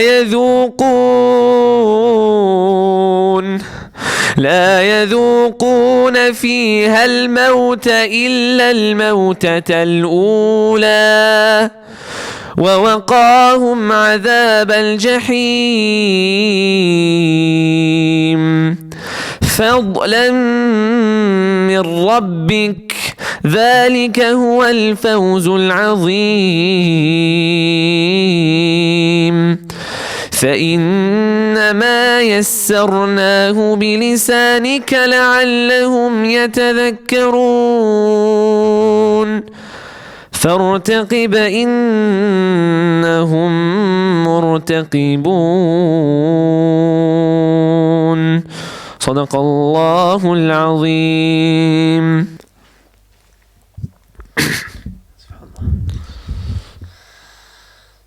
Those verses, wallahi. Amazing verses, wallahi. I'm telling you, those. When I first read the meaning of those verses, because you always learn about the people that go to Jannah, you learn about the people that go to Jahannam, but when it speaks here clearly, or you know, when he says illa ma rahimallah, and then he says, he just talks about, you know, all how the wrongdoers will definitely, and how you won't have friends, you know, no friends would save you. Do you know how it's crazy? Because you can have everything in this world. You can have friends, you can have bodyguards, everything. You can have money, you can have, but really and truly, nothing in this world saves you from going Jannah or Jahannam. It's clearly, it's on you yourself and Allah's decision. Nothing else can save you. No one can save you. Obviously, people that obviously in Jannah can save you maybe, but in terms of things, worldly things, phones, stuff like this, it cannot save you. And it just, I remember when I first read these couple of ayahs, wallah, it's got to me emotionally, because it's just scary to think about. You don't really think about, obviously we're living now, but we don't really think about the future, some of us. We don't, and when I mean future, even then people just think about the future aspirations, what they want to do in life. They don't really think about the actual future, the akhirah. They just think about what's next. But honestly, I read that ayah, that page a lot. I know Surah Ad-Dukhan. Oh, Surah Ad-Dukhan is a beautiful. Just a beautiful surah. One of my favorite surahs. I love it. Yeah. Short and sweet, you know. Short and sweet, yeah. 3 pages, three pages. Exactly. Even when it starts on وَلَقَدْ نَجَّيْنَا بَنِي إِسْرَائِيلَ مِنَ الْعَذَابِ الْمُهِينِ, from there, it just gets to you. Yeah. Allahu Akbar. Jazakallah khair for that. May Allah bless you abundantly. On to the quick fire round, inshallah ta'ala. Your favourite surah from the Qur'an. Favourite surah from the Qur'an. That's a tough one. I got a couple, but favourite. Okay, Surah Yusuf. But that's because I love memorising, and also like just generally the meaning is amazing. Yeah. Just the whole even the story just captivates me of Yusuf, Surah Yusuf. But there's so many other surahs. Surah Ibrahim I love. Surah Anbiya I love. وَلَقَدْ آتِينَا إِبْرَاهِيمَ رُشْدَهُ. That bit and onwards. All the prophets. Yes. إِنَّ الَّذِينَ سَبَقَتْ لَهُم. Allah. Surah Taha is nice. Mu'minun. Surah Taha. Oof. Especially, I love the last part. فَتَعَالَى اللَّهُ الْمَلِكُ. Do you know what? Even from before that, وَيَسَلُونَكَ عَنِ الْجِبَالِ. وَعَنَتِ الْوُجُوهُ لِلْحَيِّ الْقَيُّومِ. Okay. You know where I memorize that from? There's a blind sheikh on YouTube. Yeah. I don't know if you've seen him. He has such an amazing. His adat is amazing. The way he subhanallah brings out the meaning of the verses. But when he recites the verse, وَيَسْأَلُونَكَ عَنِ الْجِبَالِ فَقُلْ يَنْسِفُهَا رَبِّي نَسْفًا, because the Quraysh asked Muhammad sallallahu about the mountains. Will Allah destroy those as well? Allah wipe those out. And then the verses, لا فيذرها قاعا صفصفا لا ترى فيها عوجا ولا أمتا يومئذ يتبعون الداعي لا عوج له وخشعت الأصوات للرحمن فلا تسمع. So every voice will be low for the Rahman. You will only hear فلا تسمعوا إلا همسة, whisper. I believe that's what it is. Yeah, it is. Yeah, I think so. But the way when he recited that, وَخَشَعَتِ الْأَصْوَاتُ لِلرَّحْمَنِ, he brought his voice up. Then he said, فَلَا تَسْمَعُ إِلَّا هَمْسًا. And he brought his voice low for the meaning of whispering. Like, he whispered the verse. Wallahi. But the whole surah is beautiful. Tabarakallah. And also, وَمَنْ أَعْرَضَ عَنْ ذِكْرِي, those verses. Wallahi, honestly, Taha is an amazing surah. But I'm going to go with Surah Yusuf. Surah Yusuf, yeah. I'll go with Surah Yusuf. I know Tarawih gets packed when Surah Yusuf is being recited. Yeah, it does. Trust me, it does. Yeah. But I get emotional. I remember I read it in Tarawih and I read بَلْ قَالُوا وَأَضْغَاثُ أَحْلَامٍ. I don't know why I started crying, but I think I read the meaning beforehand. But just an amazing surah. And you know, the whole lineup is, man. Surah Ad-Dukhan. Amazing. You know what? Juzz 13 is amazing. Surah Ad-Dukhan, Surah Ibrahim, Surah Hijr, Surah Isra, Surah Kahf, and then Surah Maryam and Surah Taha. Wow. You got Surah Al-Nahl before as well. Surah Sorry. Surah Al-Nahl is amazing. Amazing. Love these surahs. Allahu Akbar. Yeah. Taha, Anbiya, all the others. Shara. And then you got the last 10. Yeah. Didn't you there? Yeah. Hawamim and last. Yeah. Amazing. Favorite verse in the Qur'an? The one I read now, Illa ma rahimallah. I love that ayah. I don't know why. It's just a brilliant ayah. Wallahi. I think for me, it captivates everything about how we should live. You recited it like Sheikh Yahya Rabi a little bit. Have you heard Sheikh Yahya Rabi? Yeah, I have. Yeah. You had a bit of probably. Yeah, I have. I probably have. Yeah. Amazing. Inshallah. Yeah, I'll probably go with that ayah simply because, like, for me, it just depicts everything about how you should live your life in terms of thinking about that. How obviously I was talking about Jahannam and Jannah. I think that ayah just says everything in it, even though it doesn't physically say it in written. It really captivates. I love that ayah, honestly. So that's my favorite ayah. Amazing, mashallah. Favorite riwayah? It's always going to be Warsh. But it's close to Hamza and Khalaf, because I like Hamza and Khalaf. But Warsh is beautiful. I love Warsh. Yeah. One that I really like is Ruwais.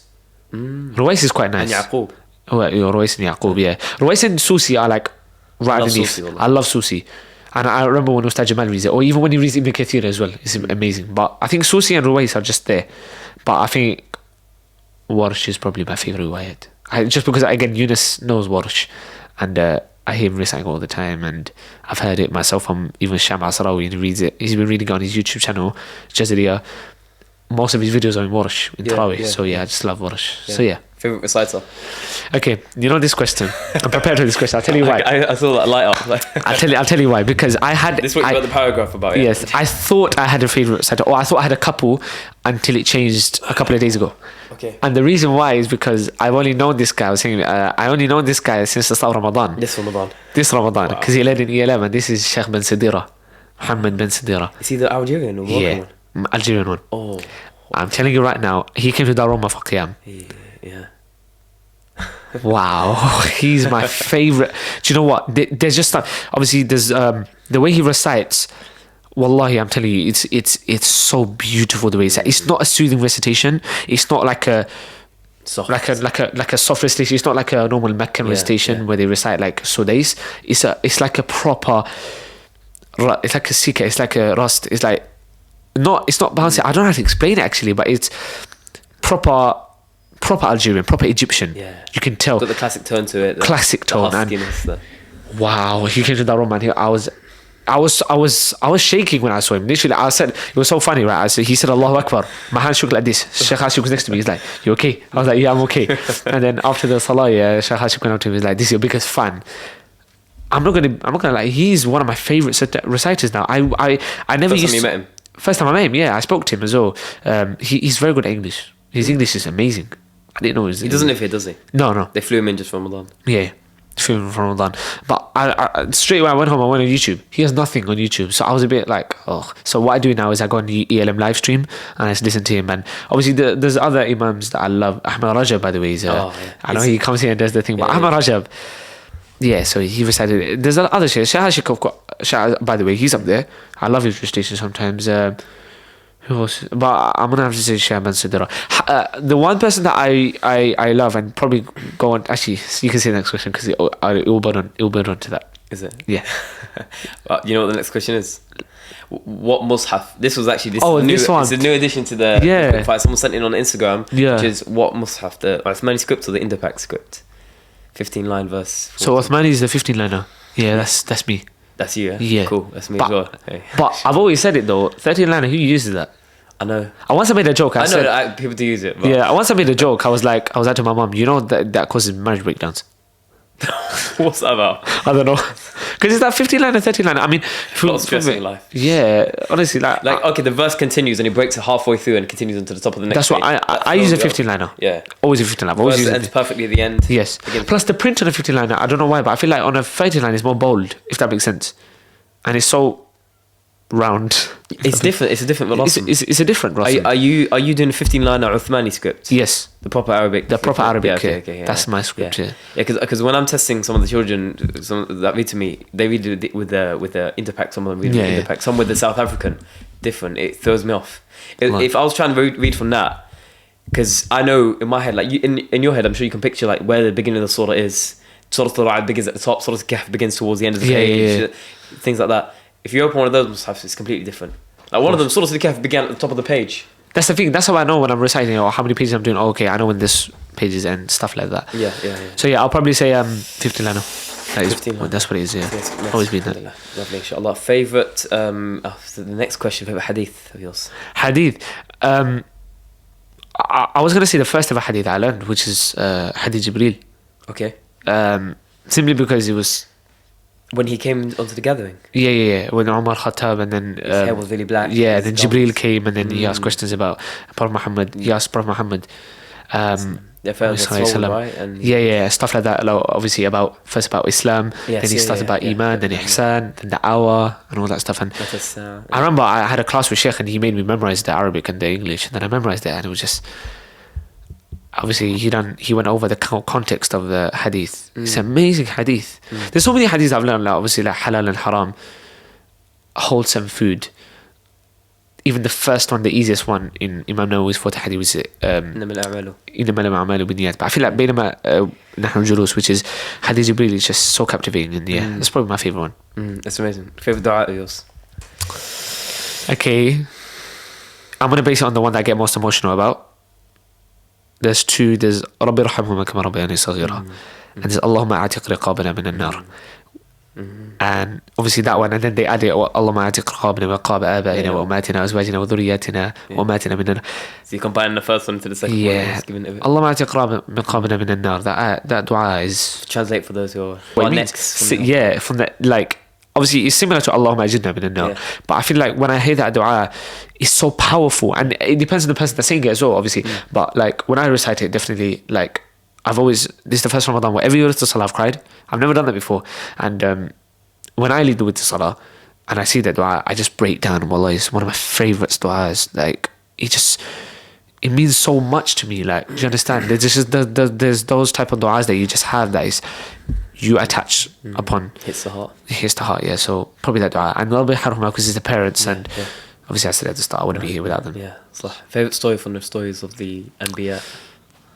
Well, I'm gonna have to say Yusuf, my favorite story is Yusuf. So yeah, probably the story of Yusuf. But the story of what's his name? Sulaiman is nice. I love the story of Sulaiman. I don't know why, it's just brilliant. The ants, yeah, and the fact that he could speak to other, yeah, Sheba as well, the Queen of Sheba, yeah, just I love that. And obviously Musa as well, Musa alayhi salam, very one. Musa and Khidr. Wow, what a story! I love that story. That's a brilliant story to learn, by the way, as a kid, because it's more mystery. You know, sometimes you learn about kind of the Prophet Muhammad sallallahu alaihi wasallam. Obviously, went to war, Battle of Badr, all this stuff. It's good to learn that. Maybe at a certain age, when you're like 8 years old and something, you learn about Musa and Khidr, where it's like he punched a hole into the boat, and then Musa was questioning him, and then he didn't explain it, and then afterwards it's quite interesting. So yeah, I'll say them ones. Inshallah, favourite Sahabi or Sahabi that you resonate with most?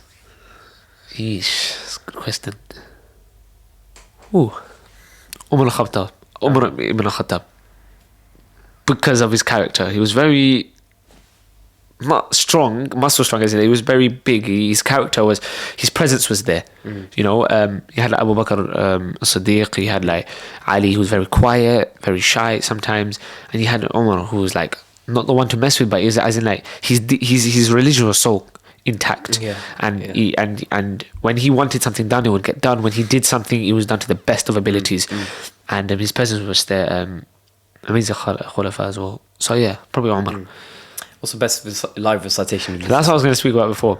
Okay. Again, it's the same as my favorite reciter. It was Shaykh Ashik in Fajr Salah once when he recited Surah Az-Zumar. قُلْ يَا عِبَادِيَ الَّذِينَ أَسْرَفُوا عَلَى أَنفُسِهِم. It's going to be changed to yesterday.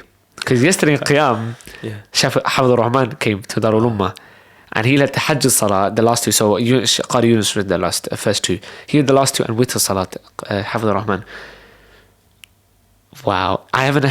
Even Shaykh would tell me the whole of Darul Ummah. I haven't seen Darul Ummah cry out like that before. Like it came to a point where we were louder than the actual Imam, and we know how high Shaykh Hifdh Rahman he goes, very high note, and we were louder than that. Everyone was crying, and honestly, he was so emotional last night. And wallahi, he read Surah Al-Haqqa, the best ever Al-Haqqa I've ever had in my life. Ever. Have you got a recording we can put on the Telegram? Yeah, I do. We'll put on the Telegram. Yeah, I've got his whole Tahajjud and his Witr Salah, and even his Witr Salah. Wow, what a Salah. He recited even Surah Waqi'ah as well, and Haqqa is just so captivating. And I've always said that he's so unique. He's so unique. There's not many people that are like him, and I've always said imitate him, man. It's hard, and he's the best Imam that I've ever played behind in Darul Ummah, and he's probably one of the best around in terms of timeless in London. Yeah. Definitely. He's got all a 10 from a student of Sheikh Al-Husari. Yeah, he does. You know, Sheikh was telling me yesterday, you know the people that he got Mujaz from, they're like the people with the highest sanad in the world. When you think about it, it's crazy. For someone who's getting Ijazah himself, it's completely mind-boggling for me. For people who haven't got Ijazah, they would see it as kind of like a okay kind of thing maybe, but for me, it's absolutely amazing. When you hear that highest sanad in the world, that's amazing. That means like the highest chain, like one of the top people. Like it's like getting like an Ijazah from Shaykh Masrawi. I would be completely, I don't know what feeling I would get if I got an Ijazah from Abdul Rashid Sufi or Shaykh Masrawi, honestly. And it's just the same. So Hifdh Rahman, may Allah preserve him, honestly. May Allah reward him. He's an absolute humble as well, subhanAllah. So humble. He was so funny. He's a funny guy as well, by the way. Very funny. He's got a good funny side to him. So yeah, I'll probably go Hifdh Rahman yesterday. Inshallah. If there's one Shaykh who'd love to meet from the past, who would it be? Shaykh Qur'an, for example, Shaykh Shaykh Mustafa Ismail. Shaykh Mustafa Ismail. Yeah, his Mujawwad is wow. I love his Mujawwad. But also his Murattal as well is amazing, beautiful. Mustafa Ismail, 100%. I've heard about him as well, and he's the king of Qur'an and all that stuff. I'd love to meet him one day. But in Jannah, inshallah. In Jannah, inshallah. What a Shaykh from the current? Well, I'd love to meet Shaykh Masrawi because I never get a chance to meet him. Never met him? I've never met him before. I've never even prayed behind him. That's how, like, he would come to Darul Ummah, but I'm leading the Tarawih Mosque. And and every single time I have the opportunity, every single time it comes, I'm not free that day, and it's just. Didn't you come for the Ihsan Mosque day when he came? No, I wasn't there that day. That's the thing. I saw it. I even saw it on your Instagram, and I saw it on Ustad Jaman's Instagram. He went to Shaykh Abdul Rashid Sufi. I wasn't there. Do you understand? Okay. So I want to meet them. I want to see Salah. I even want to read in front of them. Of course, man. I'd love to read in front of them. When they correct you, you never forget them. Yeah, exactly. You never forget their corrections, subhanAllah. I actually got corrected on Naddaruhum.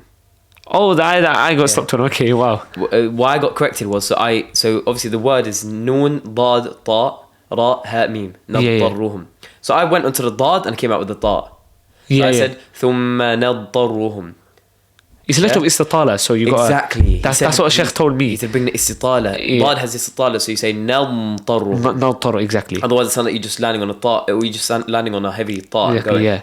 You got to pronounce the full his personality, right? Personality of the letter. That's what Shaykh was telling me. The character. You got the character. The character of the letter. You got to say it fully. That's what Shaykh was telling me, and he was saying that, and that's what it was. Yeah. It's beautiful, subhanAllah, and it's important that no matter what level, even if you get an Ijazah, you keep reciting to Mashaykh. Yeah. Keep reciting. Keep reciting. You know, everyone can, and again, itqan, which is precision, ultimately belongs to Allah subhanahu wa ta'ala. You can always better your recitation. Best country you've travelled to? Good question. I've travelled a lot. You have, yeah? Yeah. So I go travelling with family. That's cool, mashallah. Outside the UK or more like? Yeah, outside the UK. Nice. Turkey was quite nice for me. Tunisia was quite nice. But if I was to pick... Tunisia was really nice. I think I would pick Tunisia. I would have said, but obviously, the natural one everyone would have said is Saudi. But obviously, if I'm talking about... from now on, apart from Mecca and Medina. Yeah, exactly, yeah. Apart from Mecca and Medina, obviously, which is the best. I think Tunisia was quite nice. I think Turkey was more... I went Istanbul, I visited the Blue Mosque. It was quite spiritual for me and everything. Tunisia was quite nice for me. It was quite relaxed and it was a beautiful trip actually in Tunisia, yeah. But what's Tunisia like? Tunisia's quite nice. Tunisia's more... it's part of Sham, right? It's part of the... Yeah, it is. Shami country. Yeah, it is. So... It's not. Fact check. Is it not? So it's part of North Africa. See, that's why I didn't... So Sham is Jordan. It's Jordan, Syria, Palestine, Lebanon, yeah. This is why I didn't do geography. So not Tunisia, huh? That's next to Algeria. Yeah. This is why I didn't do geography for GCSE. And I did this exact thing. So yeah, Tunisia was quite nice. But if there's one country I really want to go to, Greece or Thailand. Okay. Then I like the sound of it. Greece or Thailand? You just like the sound of the... Yeah, just like the sound of it. I think if I was to ever choose like Turkey, it would be because it's just a brilliant country to kind of tourist attraction. Turkey? Yeah, Turkey, Istanbul. Obviously, have you been to Bursa? No. That's where you should go. People go to Istanbul, but those are all like touristy kind of. Yeah, like you don't get Sofia. the feel of the authentic Turkey. Bursa was actually the capital of the Ottoman Empire. Oh wow. Yeah. So that's kind of like that's old architecture. That's people where you pop into a shop and they say no English around here. Like it's pure Turkish. Yeah. They don't want to learn English. They're sticking to their car. It's nice. You get the feel of you got the Uludaj Mountain. You got the cable cars. It's nice. But Istanbul's nice as well. You got the Blue Mosque, like you said, the Hagia Sophia. Hagia Sophia. Yeah. So I'll probably choose Tunisia though. It was quite a nice trip. Yeah. I've been Wales as well. Wales is nice, but I think Wales is more family kind of fun kind of thing. It wasn't kind of like a normal holiday. Yeah. But I'll say Tunisia. Tunisia, nice, mashallah. What was like? Do you have the adhans being called out in Tunisia and everything, or is it? Yeah, they do. But it's like a more... I think one of them was like a Syrian kind of style of adhan. Yeah. It was quite nice. But yeah, the adhans are quite nice. In the Turkish recitations, there's one Syrian brother who recites at one of the halaqas, Sheikh Musa's halaqah, he recites, and they recite with like a Turkish, they go, Alhamdu. Yeah. What, there's another... ذلك الذي يبشر الله like they have a way they have a way of saying even for the adhan as well they have like a lot it's like that's it Allahu Akbar Allahu like like that I know something about it, but it's nice mashallah. On that note, best cuisine that's never ever been asked to me before. What are you doing to me? I can't choose. Okay. I'll give you some time. Because you know what it is, yeah? There's so many cuisines. There's Thai food, there's Turkish food, there's Bengali food, there's Swiss food, there's everything. Are you going to just tell us all cuisine? No, but I don't know what you choose. Have you tried all of those? Yeah, that's the thing. Mashallah, nice. Turkish. Okay, got it. Oh, Turkish. Oh, do you know what? That's killing me inside. Turkish, man. Okay, Turkish, yeah, but do you know with me? Also, Madonna's to sponsor this podcast. But do you know with me? I'm more like a moments guy. Like I would feel it, and then I wouldn't feel it. I would feel other things every day. So, for example, if I'm there one day, I would feel Thai food. Then there's one day I might feel Chinese food. But I think Chinese food. I love Chinese food. Really? Yeah, amazing. Mashallah. Chinese food, amazing. What kind of octopus or? No, not octopus, but like maybe noodles type. Yeah, so stuff like that. Sushi and stuff. I love sushi. You know what? Sushi, I love sushi to bits. Any sushi, doesn't matter what's in it. It's alright, but I'm not a great fan. It's a cold. It's a cold thing, but if you have it with like nice, it doesn't feel like there's any love there. The fish is not cooked. Sushi is absolutely amazing, but I'm gonna kill myself when I say this. Turkey, yeah. Turkish, yeah. Okay, fair enough. What kind of dish? I love baklava, by the way, as a dessert, and kunafa. Kunafa and baklava are my favorite desserts ever. But if you're talking about generally, like, like you have Turkish restaurants like FS and stuff like that, and you get like platters, whether it's Adana kebab and all that stuff. Yeah, it's quite nice. Namatunes, stuff like that. I'll probably go Turkish. Yeah. Cool. Alhamdulillah. You know how many guests of ours have gone Turkish? Really? So many. Literally almost. But don't get me wrong, Thai is like there. Okay. So Turkish is just on the border. What do you like about Thai food? What is it like? It's just quite nice. Generally, it's just the spices and stuff. Yeah, the spices is just quite nice. Yeah, it's a new thing. It's a new you're so like. But you're a man of culture. The fact that you say Thai food. Yeah. A lot of people say Thai food. But because you know what it is like. you're so exposed to like eating rice and curry and Bengali food and fry-ups and all that stuff every day, and then you have that and it's like a different thing. It's nice. So yeah, probably go Turkish or Thai.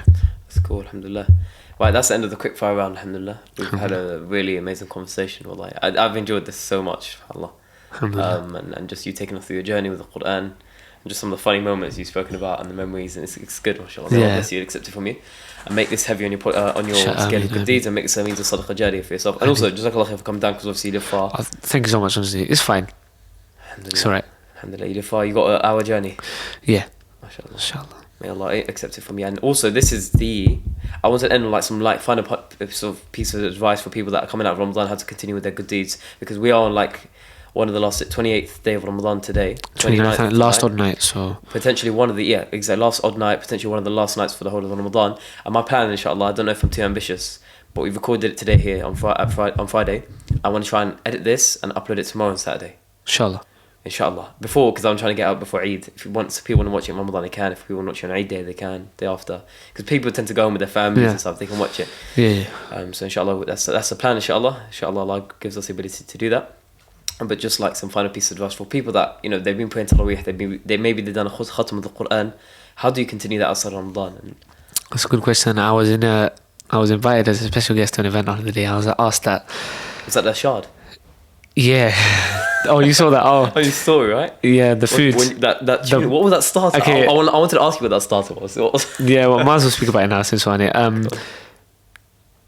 It was so... Okay, go on. It was, okay, according to them, it's posh chicken. Posh chicken? According to them. Posh chicken, never heard of it in my life. Okay, so... it was a posh chicken, or... It was posh chicken. It was just posh chicken. Okay, have you had, you know paninis, right? Have you had, what's inside the paninis? Mozzarella cheese. Okay. So you know the chicken inside there? It's that, but it's posh. I don't know, I can't explain it. It's just... Interesting. English chicken. Yeah. I don't know what they... But it was just... They're trying to make it sound like... Basically, Imam Mahmoud was next to me, and so me and him, we were at the event together. Obviously I recited, I spoke a little bit, and he spoke, and he took one bite. I was like, I'm not having this anymore, and I was like, I'm not having it. He was like, do you want to leave? I was like, yeah, come on, because we had Tarawih as well. But honestly, I think wait, so you dipped at the starters? No, we were waiting for the main course. It ended up coming at 9:45. We had to leave because Tarawih starts at 10. Wow. So, yeah, but that food, I don't even know what it was. What cuisine? Posh chicken. Posh chicken, yeah. I literally asked them. If anyone knows, let us know in the comment section. Please, because I asked them. They were like, "It's posh chicken." I was like, "What does that mean?" Yeah. It didn't taste great. Would you avoid posh chicken in the future? Or? Yeah, I probably vomited. Oh no. Yeah, I couldn't finish it. Let's avoid that topic then. Yeah. But what was we saying on the topic of Ramadan? So obviously I've been asked this before. In terms of like, how can I word this? In terms of like taking it out of Ramadan, obviously there's no point now because Ramadan is probably coming towards the end. Because generally the advice I would give is to start it at full maximum at the start of Ramadan and then carry on. But I think what I can say is the habits that you gain from Ramadan, don't forget those habits. Please don't like. There's just people that you see that just change in Ramadan, and then after Ramadan they go back to the normal life. There's a reason why Ramadan's there. You know, when people say, "Oh, Ramadan's there to change you," it's not a light thing when they're saying that. It's quite legit. Like, Ramadan's there to actually change you. So if you have gained or acquired certain habits, whether it's reading the Qur'an every day or something like that in Ramadan, please take it with you. And by the way, these habits can be small. Even there's some people that just gain the habit of just reading. Just generally, reading. Take that with you for Ramadan. Don't stop and think, okay, Ramadan's finished. That's it. I don't need to, because there's not going to be much reward. At the end of the day, you're still getting reward by Allah. You never have so much reward. That's never a thing. Yeah. You always need to get more. Do you understand? You always got to add to your bank account, as they say. So the habits that you gain, whether it's a small thing or whether it's actually, you know what, I'm a hifdh of Qur'an. Like me, for example, when I revise 3 juzz a day now in Ramadan, whether my standard was 1, carry on. Just because it's not Ramadan anymore doesn't mean that you stop. For example, me now, the way I prepare for Tarawih, I don't just prepare my pages. For example, I prepare the other people's pages as well. So I ended up preparing the whole Juzz or something like that, because it's nice to prepare it. I'm going to do that. I'm going to carry on doing that. Yeah. Whether I'm probably going to go in order, but I'm going to carry on doing that. I'm not going to see any way to stop alongside my normal revision. That's just extra. So that's my first advice in terms of like taking it with you outside Ramadan. If you forget them, then it's going to be a waste. Do you understand? Because Allah really knows what your intention is, and Allah will His decisions is only based on Him. He won't compromise for anyone. He won't be like, okay, he done this in Ramadan or she done this in Ramadan, but outside Ramadan he didn't do anything. But because he done it in Ramadan, it's okay. No, Allah's not like that. You got to be consistent in your faith. You got to be consistent in your religion, and that's why I always say to everyone, just the habits. I know, when I say it right now, it sounds so simple, but when you actually think about it, when you actually act upon it consciously, it becomes like a norm for you, like a principle. And that's the principle I have now, that after Ramadan, the habits that I've gained, I'm going to carry on. Plus, I'm going to do extra. I'm going to do more. And that's what Ramadan does to you. You shouldn't do it. You know the way I say it, yeah? I wouldn't do extra in Ramadan. I would do so much in Ramadan, but I would do extra after Ramadan, because Ramadan is there to change you as a person. So that's just the biggest advice I can give to anyone in terms of post-Ramadan, what they can do. Yeah.